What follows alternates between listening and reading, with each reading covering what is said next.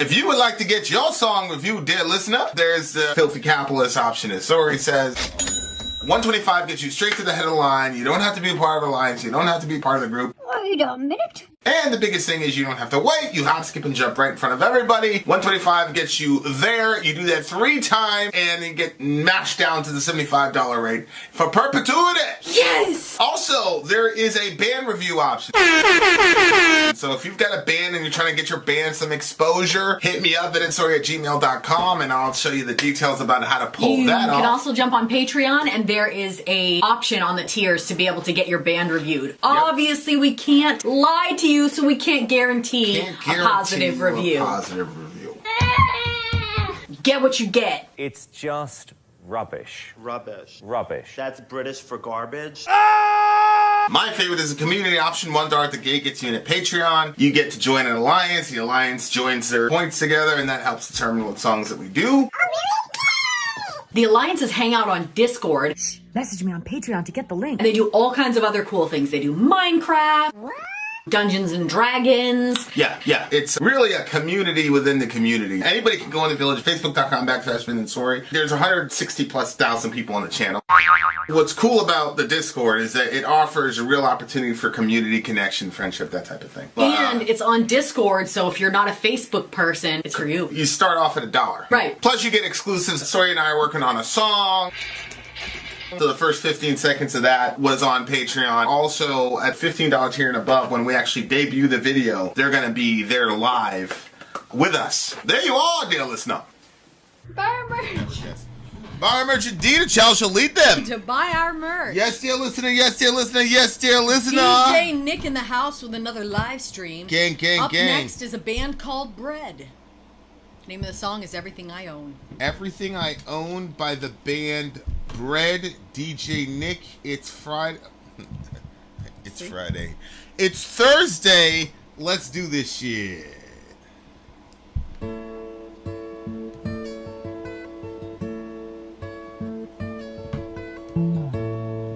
You sheltered me from harm, kept me warm, kept me warm.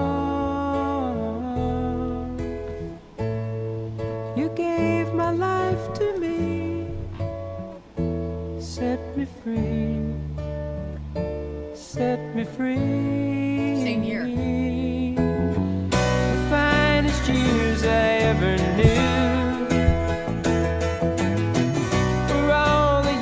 I had with you, and I would give anything I know this one. Give up my life, my heart, my home. I would give everything I own just to have you back again. You taught me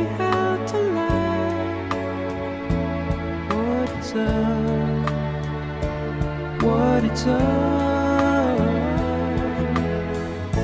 You never said too much, but still you showed the way. And I knew from watching you, nobody else could ever know the part of me that can't let go.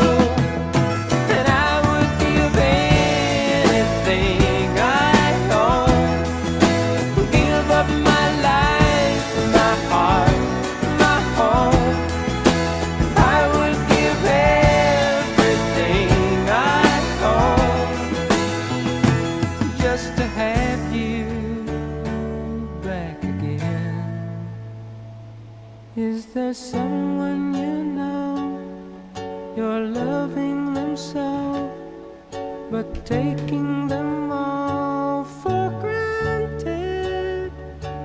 You may lose them one day, someone takes them away, and they don't hear the words you long to say. I would give anything I own. Give up my life, my heart, my home. I would give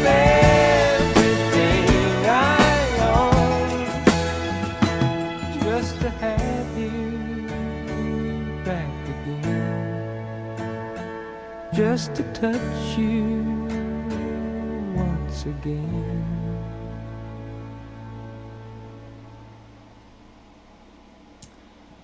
Ugh. That one was heavy. Very sad. That one was heavy. Dave You've Sweeney. never heard this one before? Dave Sweeney likes it. No. No.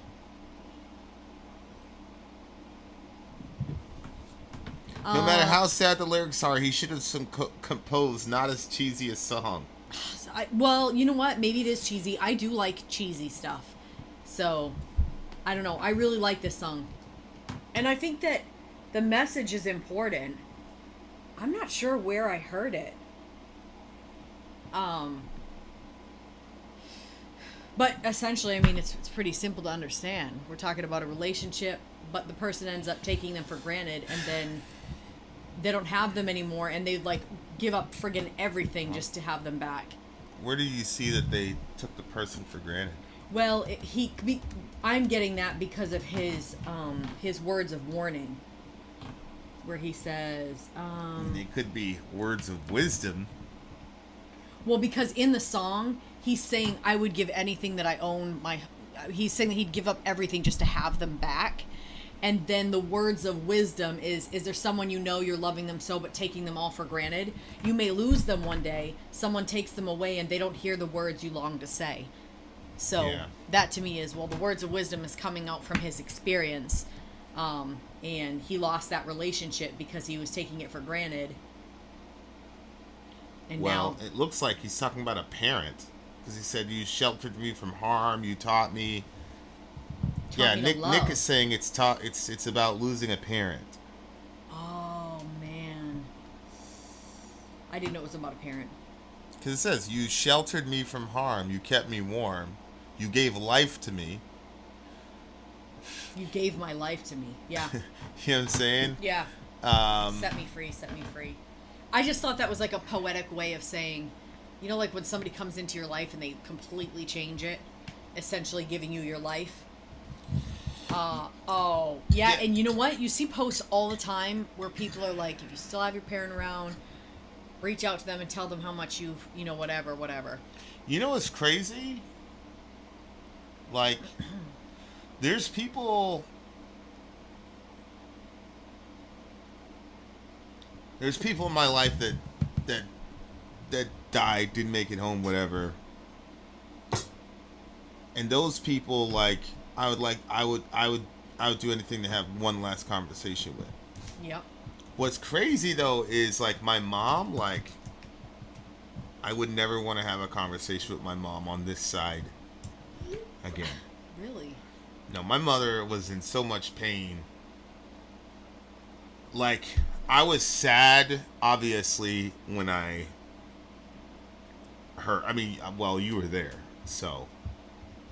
But when I think about it, I feel really relieved for her. And, I mean, I do believe that she's in a better place, yeah, for sure. Or experiencing deeper joys or whatever the next dimension is. But yeah, it's weird. Like with her, like obviously she's the most important person to me, and she's the biggest loss I've ever had in my life. But I would never want her back here, like on this side of everything. She was just in a lot of pain. You know what I'm saying? Like psychologically, she was in a lot of pain. So, like I don't have, and the other crazy thing is that I was able to say everything. Like literally, my mom and I, like there is nothing unsaid between us. Whereas, because of the volatility of that relationship, you know, like it's one of those things I think about a lot because, you know, we fought like cats and dogs, my mom and I, but that's because, you know, my mother like made you make decisions. Like he'd be like, yo, if I'm dishonest with this person, it's going to have this amount of backlash. So that's just how it was. So like people made those decisions and I never did. So what that created was a bunch of tension and conflict, but at the same time, like it created like this weird mutual understanding where we only had each other. You know what I'm saying? So that last conversation I had with her, Like, yeah, I was saying goodbye. I knew what was going on. She knew what was going on. We both weren't saying it, but my other two brothers experienced it as a sudden thing, where I experienced it just as, like, I experienced her dying at the end of that phone call when I said goodbye to her. You know what I'm saying? But it was positive. So sad. It was positive, and I would never, you know what I'm saying? Like, I would never want her back here, like, even for a second, to feel a pain that she felt. You know what I'm saying? So, and I'm happy that I don't have that, like, you know what I'm saying, with her. It's bad enough with other people that, you know, you felt like you could have had an influence in, when in reality, when you do the math, like, it is what it is. You know what I'm saying, with those situations. Like, it's like missing a, you know, hitting a certain pass, like, every single time, and then missing on, like, the easiest one, on the most important one. You know, it's one of those situations. Like that's a different type of emotion than, damn, I didn't spend enough time with my dad, now he's dead, you know, whatever type of thing. Yep. Ugh. But yeah, I didn't, it's weird, like, I didn't experience the song as sad. Like, I didn't experience it that way. I was like, oh yeah, like, that's how, you know, that's him and his parents. I thought it was talking about his mom, because obviously, you know, my mom is that person, but I literally always thought it was a relationship song. Did you? I mean, it's still a relationship song. You know what I'm saying? A Like, romantic relationship. Be very clear. yeah, I never like, took that as a parent. yeah. But you know what? It would have to be, like, explicit in a song. Otherwise than that, I'm pretty much, anytime I would hear a song, it was always a relationship song to me. So it'd have to be, like, absolutely not a relationship song, and very clearly something else for me to actually realize that it's not a relationship song. Oh my God, banana mango nut bread. Lisa, That's pretty crazy. Send us the recipe for that. Send us the recipe for sure. Yeah, like, yeah. That's one of the things. Like, love is such a complicated thing, especially with kids. You know, we were having our little family Bible study, whatever. We're talking about family, and then we all went around the room saying, you know, positive stuff about each other. But the way that Dorian is with me, like, sometimes I'm like, damn, bro, like, I don't want to die. And it's only, like, in that moment, it's only because I wouldn't want to, like, leave him. Because I feel like he would take it the hardest out of anybody. So, and I hate even thinking about that shit. So it's a weird feeling to be like, because it's been weird for the vast majority of my life, that phrase has not really been true. Like, I haven't really cared. You know what I'm saying? But, like, it's so weird to be like, no, I definitely do not want to die. Which, you know, also, like, you know, influenced a lot of, you know, decisions, you know what I'm saying, that I made about, you know. But, like, yeah, that's weird. Like, I wish he didn't like love me that much, you know what I'm saying? Yeah, I see what you're saying. But yeah, well, he has, like, a certain, like, love and dependence on you that's different than the other kids. Like, all the kids love you, obviously. But yeah, Dorian is, yeah. I see what you're saying.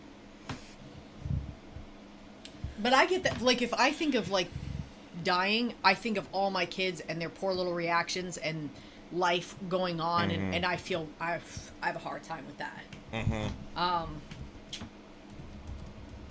It's weird because we've always, like, the majority of our lives we were kids, and so you're worried that something's gonna happen to your parents, and then you become a parent and you're like, wait, if I had to choose, I'd rather something happen to my parents than something happen to me for my kids. It's absolutely a really horrible thing to be a parent.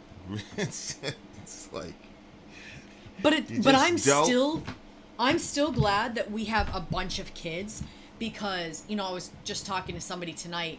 It was two teenage girls, and they were like, "So exactly how many kids are in your family?" And I was like, "Well," and then I told them, I said, "This will be child number 7 living with us," and they were like, "Oh my gosh!" And you could see like the horror in their face. I was like, "I'll probably have 2 more also," and they were like, "What? Why would you do that?" And the one kid was saying, "I am literally only having 1 kid, and I'm not going to have any more." And I said, "Well, what if you meet the perfect guy and he wants more than 1 kid?" She's like, "I'm going to dump him so fast." I was like, "Wow." I'm like, well, if you leave that child, like, you're not going to live forever. You're not going to, I mean, chances are you're going to die before your kid. You're going to leave that kid all by himself. That does bring me comfort. Like, that all my kids are, they've experienced both of us. And so they all have their own memories of us, and they're going to be able to share that, and they're going to share in that pain together. Yeah. But. Yeah, Raul says, "I told my family when I'm dead, don't be sad, be happy, I'll be in the presence of the Lord." Yeah, a lot of it's probably theology, but I've always felt sorry for myself. I've never ever felt sorry for the dead. Never. The dead have seen the end of war. Well, I've okay. never felt sorry for well, I mean, I've felt sorry for young people that have died in bad situations. Or the way that someone died, like, feel bad for those last moments, not necessarily where they are now. Yeah, especially like older, like there was somebody died recently, like a famous person. She was like 79. That Greece, the woman from Greece. Yeah, people were like really cut up, and I'm like, damn, like, it's like you had a good run, bro. Rest in peace to Anne Heche.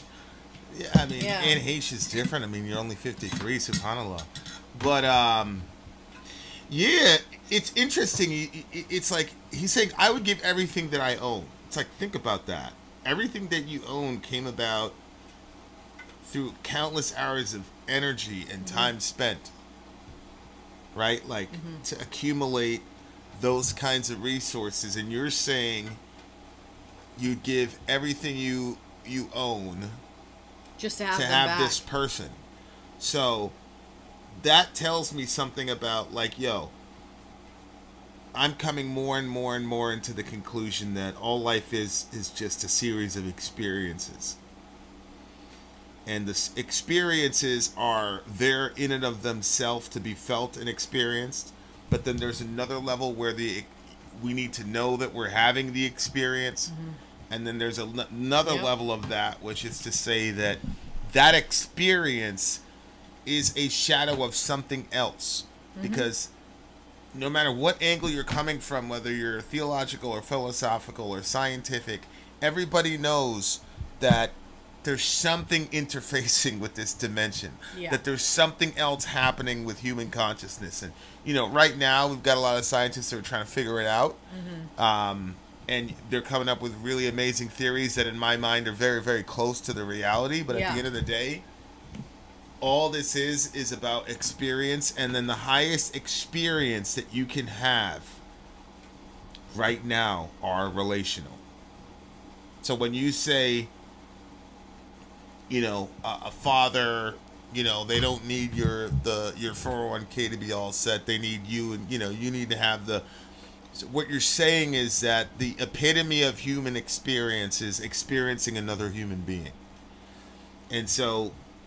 There's 8 billion of us, so things like families and bodies, like physical differentiation, helps us to neatly categorize which consciousnesses we want to interface with for most of our conscious experience in this phase of whatever this is. So that's just a very powerful idea, and how to live that way in a capitalist construct. Not saying that capitalism is evil. I'm just saying that capitalism disincentivizes this kind of mentality. Like, capitalism, pure capitalism, makes it so that you can only see this from the it's too late to change it view in your life. You see what I'm saying? So I'm not saying that it's evil. I'm not saying it's wrong. I'm just saying that capitalism incentivizes certain behaviors, like hard work, for example.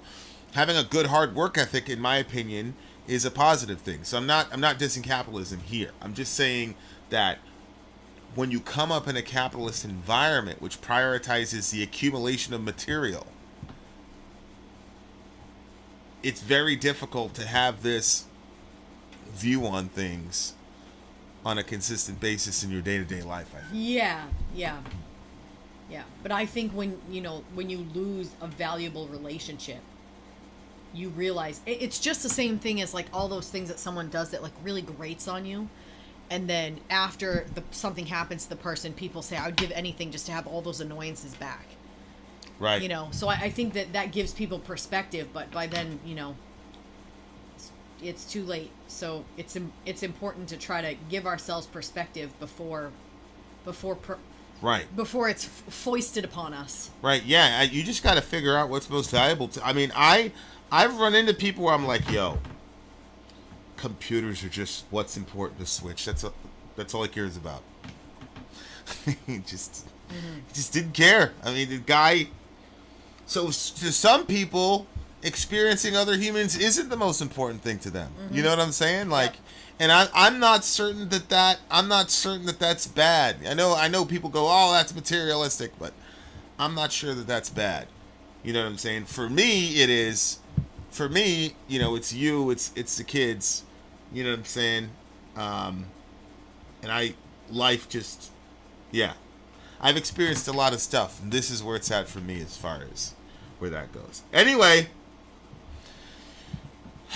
good one. What do you give this one? 9.8. It's a 9.2 for me. 9.2 for me. Shout out to DJ AT. Let's see how long he can stay around. Okay, we have more songs coming for you, beautiful people. AT, I was literally just about to point it out. I was gonna say, and there is some art from AT. Yeah. And then he's like, sorry, do you like my art, by the way? I do. We do. That's why it's in our set. I like to think of it this way. At my grandfather's funeral, nobody who got up and spoke talked about how much overtime he worked or how great he was at his job. Yeah. Yeah, I've gone to the funerals of a couple co-workers, and although people did comment on the work that this person did, but it was a cultural thing. What are you going to do? All right, well, okay, guys, here we go. Song number 3 on the way. Who's the band? Song number 3. Gordon Lightfoot. Gordon Lightfoot, dear listener. BC prefers the experience of the company of dogs and cats. What are your favorite experiences? Ours is, for example, having Clarissa in the house. Clarissa's back. We shall return, dear listener. Vin out. Sorry out. Go.